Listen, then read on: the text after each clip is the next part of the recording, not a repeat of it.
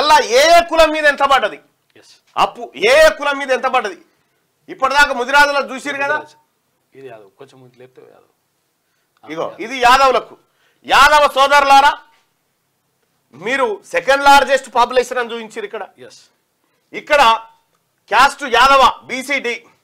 ఎన్ని ఇండ్లు ఉన్నాయి మీ రాష్ట్రంలో అంటే యాదవుల ఇండ్లు 5,68,351 ఇండ్లు ఉన్నాయి యాదవులై. అంటే ఇప్పుడు ఓన్లీ ఇప్పుడు ఇంట్లో గొల్లలే వస్తారు, కుర్మలు కూడా వాళ్ళు గారు. ఇంకా కుర్మలు వేరు, మళ్ళీ కుర్మల్ది సపరేట్ చెప్తా. పాపులేషన్ ఎంత చూపించిరయ్యా సమగ్ర కుటుంబ సర్వే, ఈ గవర్నమెంట్ లెక్కలే మనవి గానే కాదు ఇవి. పాపులేషన్ ఎంత 19,77,365 మంది ఉన్నారు యాదవులు అని చెప్పి లెక్క తీసింది కేసీఆర్ సర్కార్. ఇక్కడ పర్సెంట్ ఆఫ్ పాపులేషన్ ఎంత, మొత్తం పాపులేషన్ ఎంత పర్సెంట్ ఉన్నారు, 5.60% ఉన్నారని చెప్పి చూపించారు ఇక్కడ. ఇక్కడ ఎంత ఉందయా మొత్తం వీళ్ళ పేరు మీద, తెలంగాణ రాష్ట్రంలో ఉన్న యాదవుల పేరు మీద ఎంత అప్పు తెచ్చిరాయా వీళ్ళు? ఈ దొరలు, ఈ పెత్తందారులు, రెడ్లు, భూస్వాములు అంతా ఎంత తెచ్చిరు అనుకున్నావు? 37,576 కోట్లు తెచ్చిరు మేము మీ తలకాయలు తాకట్టు పెట్టి. ఓన్లీ యాదవుల పేరు, యాదవుల తలకాయలు కుదబెట్టి, యాదవుల పేరు మీద ఉంది ఇప్పుడు అప్పు చేసి 37,576 కోట్ల రూపాయలు ఓన్లీ యాదవుల తలకాయలు కుదబెట్టి తెచ్చిరు.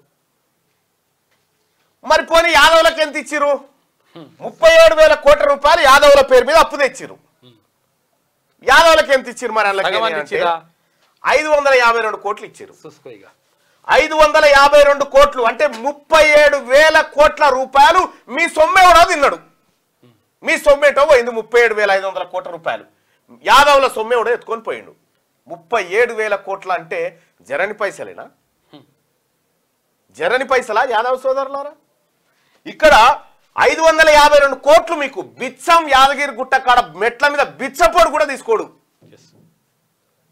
ఈ లెక్కను కలుసుకుంటూ పోతే ఎంత దుర్మార్గం చూడ్రి. ఇది యాదవుల లెక్క.